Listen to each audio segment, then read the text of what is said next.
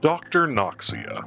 His records are vast as they are esoteric. Numerous research not only done on husks, but various other fauna and flora as well. His records on husks seem to show vast implications for what they could do for humans on Europa, though various problems seem to block proper integration with the human genome, genetics, and even the host itself seems to produce wildly different results. Though most if not all are failures, mostly resulting in a dormant husk within the host, to a few becoming something almost akin to a feral beast more so than the well-known shambling husk. Despite his array of work with the husk, one thing has eluded this Doctor of the Deep: how a husk chooses its host. Now, this is not referring to any one individual specimen, but has more to do with how a husk chooses a host species, as despite how wide the ecosystem of Europa is, the husk is ineffably selective in its hosts, which before humanity was the crawlers, and then jumped species nearly immediately as soon as humans made their arrival on Europa. Dr. Noxia believes this to be the barrier that bars him from discovering how to truly integrate husks with humanity, and until otherwise, the best answer to the husk problem are gene splicers and genetic blockers to prevent the husk from fully taking hold in hosts. Though husk research seems to have hit a dead end for the Doctor, and I have come to acquire a variety of his notes on his second biggest research project, the Thalamus. Though this seems to be a side project for him, I would argue that he seems to put far more effort into taming the Thalamus more so than the husk. Though this seems to be largely in part due to the Thalamus's adaptability more so than truly taming the submarine parasite. His logs are as follows.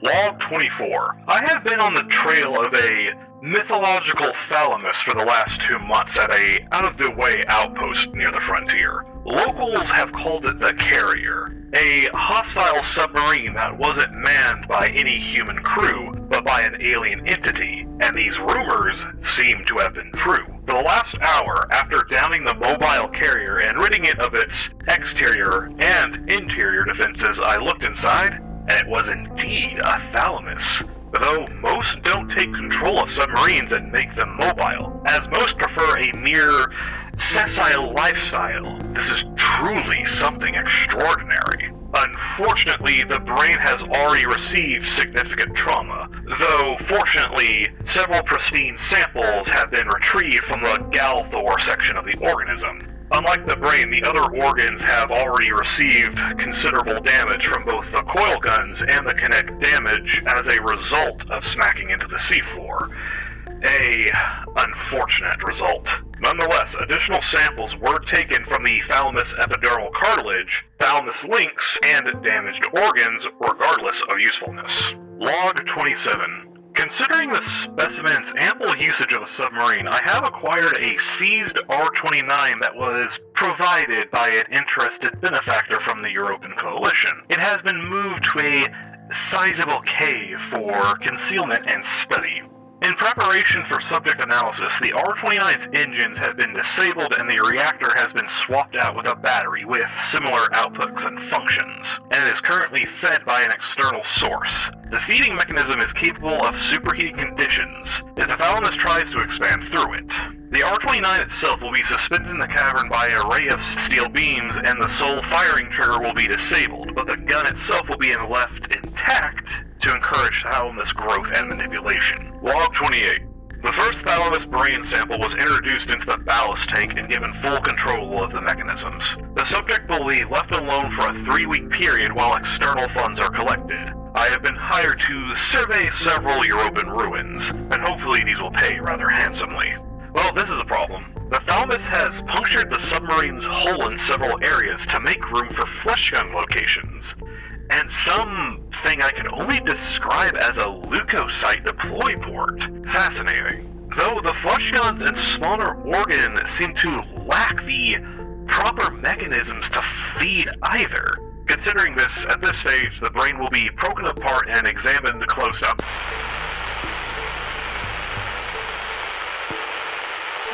Log 36. I believe the thalamus, lacking other options, attempted to just kill me by overloading the external feeding source. Thankfully, I was able to get out in time with the specimens intact, Though local nuclear munitions will be detonated shortly and this cave will be collapsed. I cannot allow such a ornery specimen to exist.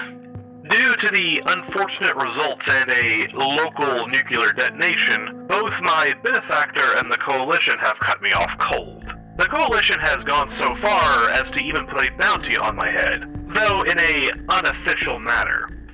It seems they don't want any form of contact or link to me, possibly due to them funding my research. In lieu of this, I have repurposed a sunken beryllia. It isn't ideal, and I have to clear out a pre-existing Thalamus. Log 41. The wreck has been patched up and the Thalamus has been cleared out. At least to the best of my current ability. The local outpost nearby has gone silent, cutting me off from my research archives. This is starting to become a very mind-numbing experience.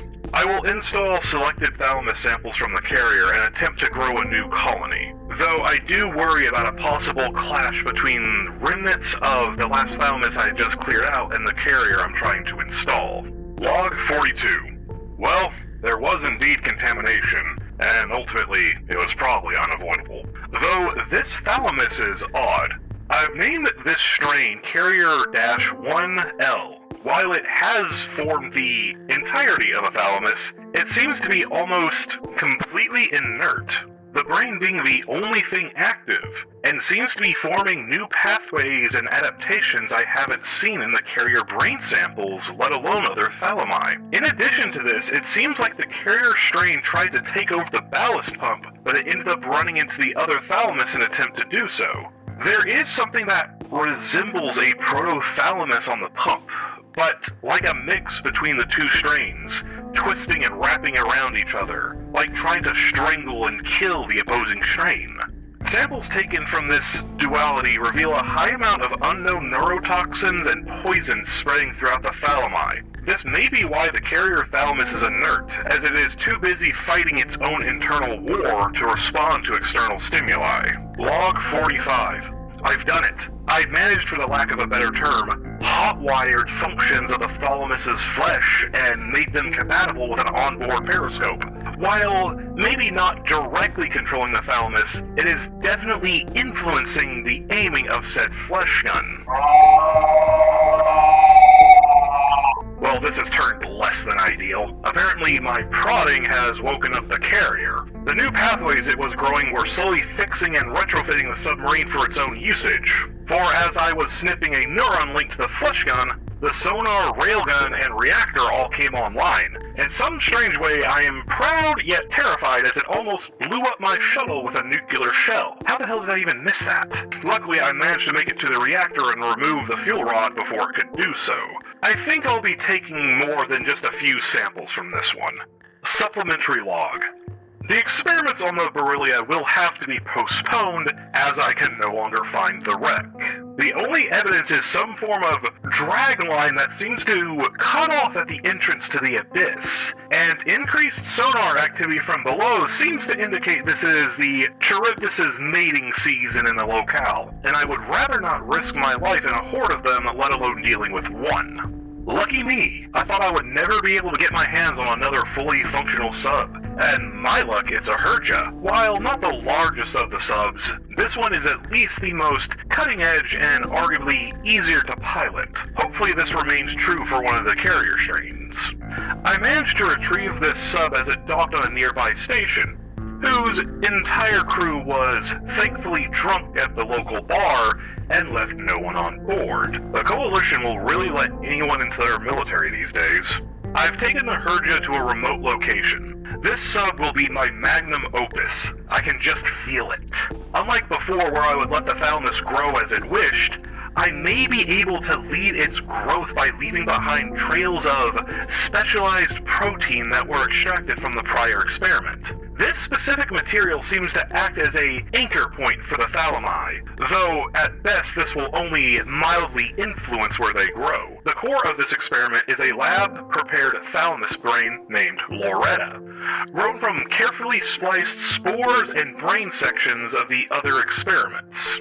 Loretta will be placed near the navigation terminal and will be semi-wired into this function of the submarine. My hope is that Loretta being wired into the submarine may encourage proper growth in the prepared areas. In this case, 2 flesh guns and ammo sacks, 2 organs, and 1 breeder. 2 weeks later, and it's more than I could have hoped for. Not only did the organic constructs form almost where I wanted them to, they are roughly cooperating after a lot of prodding and gentle soldering and rewiring for the proper electronic signals. Loretta does assist in some symbiotic way, or at least should, with a living crew. I do believe the Coalition wouldn't mind loaning me a crew for this, especially if it meant access to new, cutting-edge biological tech.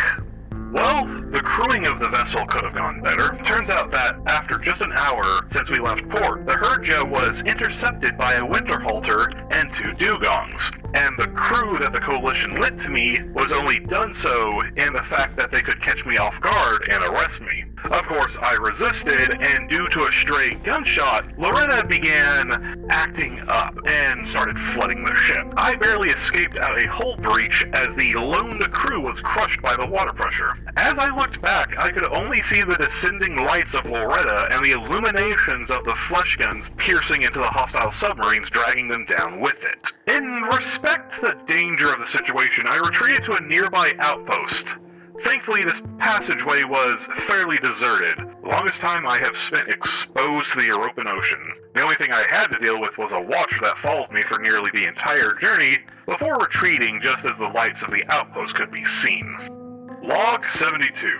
Luckily, after purchasing a cheap modified shuttle, I was able to retrieve Loretta from the site. She really had done some damage. Both dugongs were completely torn apart and the winter halter was skewered on an outcropping. Luckily, the Hurja was only mildly damaged and required little more than draining and patching up to get it going again. There are 2 outcomes to this situation. 1, the Coalition can no longer be trusted on any level in terms of cooperation. 2, the carrier Loretta strain is nearly ready for mass application, though without a serious donor, experimentation would have to stop here. Luckily, though, due to the Coalition putting an official bounty on my head and the rumors of the remains of the Loretta incident, I have attracted the attention of a prominent European researcher and a affluent businessman obsessed with the alien ruins. With that in mind, I may just have the support I was looking for.